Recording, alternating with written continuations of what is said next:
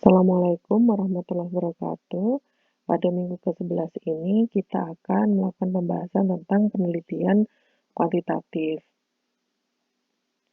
Nah, sebelum kita membahas penelitian kuantitatif, kita review sedikit tentang bab 3 yaitu metode penelitian. Tujuan dari metode penelitian adalah yang pertama menyajikan dan membahas sumber data dan data yang akan digunakan. Yang kedua, menyajikan dan membahas metode yang akan digunakan. Dituliskan secara rinci data yang digunakan serta sumber data tersebut. Bisa merupakan data sekunder dan sumber data primer. Metode yang digunakan baik pada waktu mengumpulkan data, melakukan pengolahan data, dan terutama dalam menganalisis data perlu disajikan secara rinci. Nah, setiap penelitian ilmiah memerlukan data dalam memecahkan masalah yang dihadapinya. Data itu harus diperoleh dari sumber data yang tepat. Sumber data yang tidak tepat dapat mengakibatkan data yang terkumpul tidak relevan dengan masalah yang diselidiki, bahkan dapat menimbulkan kekeliruan atau bias dalam menyusun interpretasi dan kesimpulan. Di sini saya perlu menekankan bahwa data bukan sesuatu yang berdiri sendiri. Data yang akan dikumpulkan harus relevan dengan hipotesis, masalah, dan judul penelitian yang untuk menetapkan harus dijabarkan dari variabel penelitian yang terdiri dari satu atau beberapa gejala dengan berbagai unsur atau faktor lain di dalamnya. Nah, di sini ada dua jenis data kualitatif dan data kuantitatif. Data kualitatif sudah dijelaskan di pertemuan minggu ke-10. Mari kita lanjutkan untuk data kuantitatif.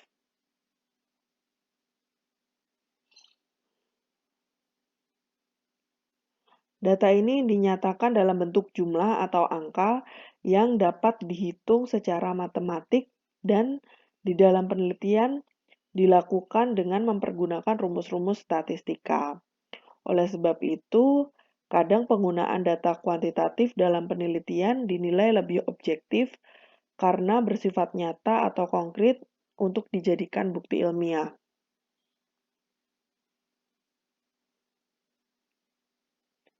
Nah, data kuantitatif itu dapat dibedakan menjadi 4.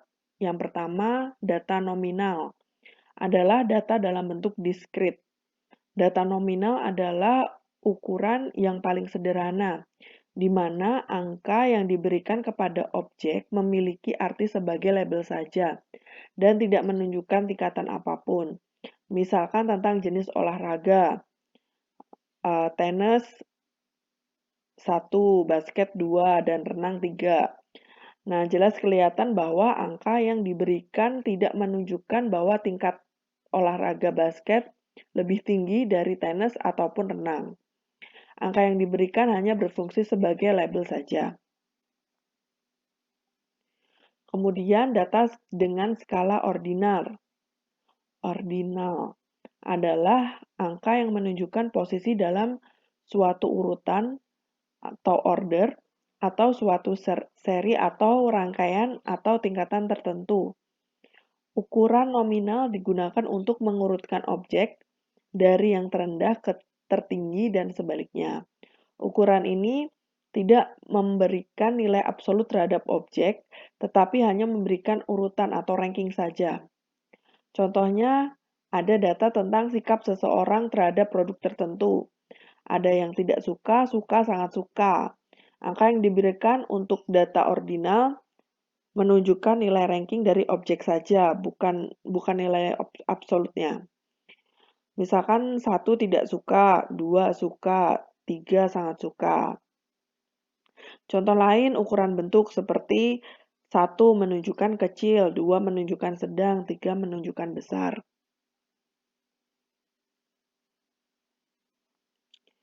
Oke, yang ketiga data dengan skala interval adalah suatu urutan atau seri atau rangkaian nilai atau angka yang masing-masing menepati titik dengan jarak yang sama antar nilai atau angka yang berdekatan. Ukuran interval tidak memberikan jumlah absolut dari objek yang diukur. Contohnya 1 sampai 3 nilainya D, 4 sampai 6 nilainya C, dan seterusnya. Kemudian data skala rasio, yaitu data dalam bentuk persentase. Ukuran rasio dapat dibuat perkalian ataupun pembagian. Angka pada skala rasio dapat menunjukkan nilai sebenarnya dari objek yang diukur.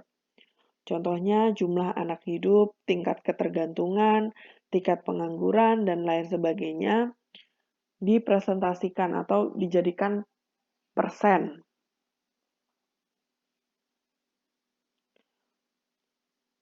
Nah, dalam penelitian kuantitatif, analisis data merupakan kegiatan setelah terkumpulnya data dari seluruh responden. Kegiatan dalam analisis data adalah mengelompokkan data berdasarkan variabel dan jenis responden, mentabulasi data berdasarkan variabel dari seluruh responden, menyajikan data tiap variabel yang diteliti, melakukan perhitungan untuk menjawab rumusan masalah, dan melakukan perhitungan untuk menguji hipotesis yang telah diajukan. Ini ya, kegiatan analisis data.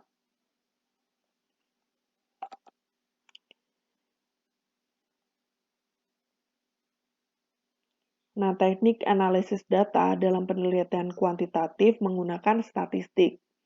Terdapat dua macam statistik yang digunakan, yaitu statistik deskriptif dan statistik inferensial, meliputi metode parametrik dan non-parametrik.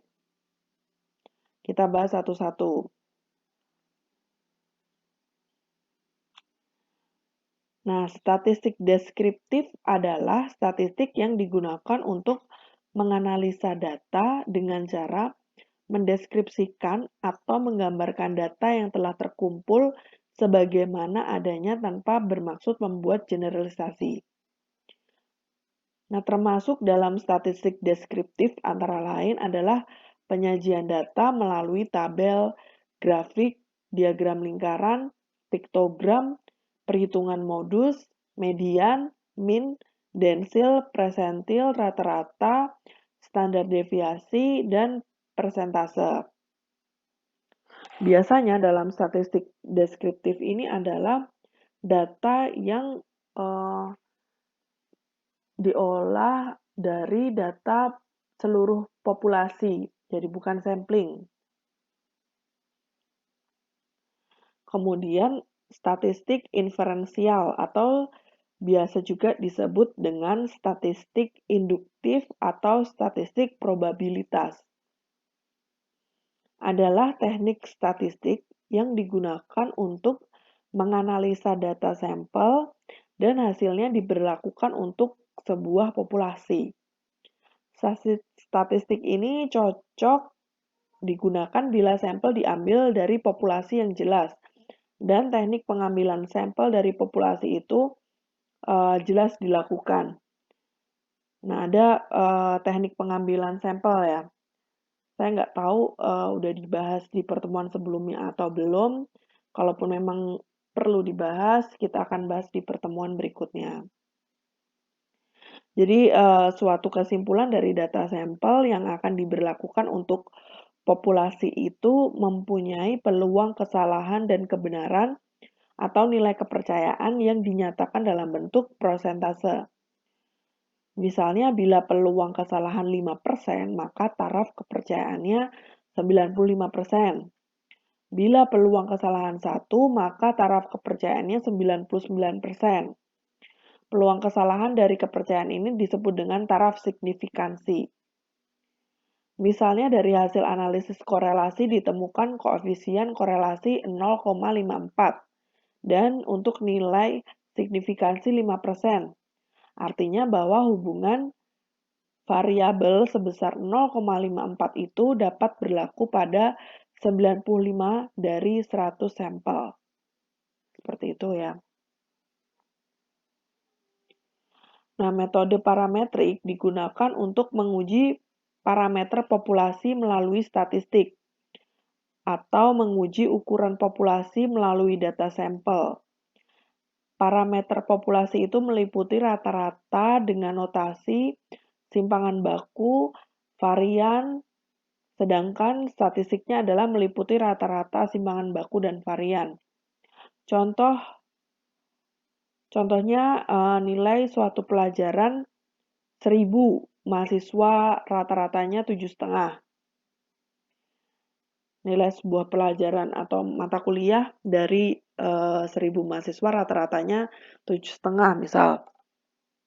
Selanjutnya dari 1000 mahasiswa itu diambil sampel 50 orang. Nah, dari sampel 50 orang ini dicari rata-ratanya. Oke, ya. Kemudian metode non-parametrik digunakan untuk menguji distribusi untuk menganalisis data nominal dan ordinal dan tidak menuntut banyak asumsi yang harus dipenuhi.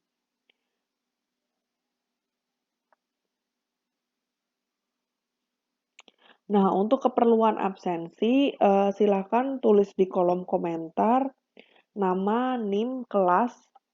Contohnya ini Asri 5847 kelas A. Kemudian apabila ada pertanyaan tentang data kuantitatif, silakan di kolom komentar. Untuk minggu depan kita akan membahas tentang contoh penerapan data kuantitatif pada sebuah kasus atau judul penelitian. Kemudian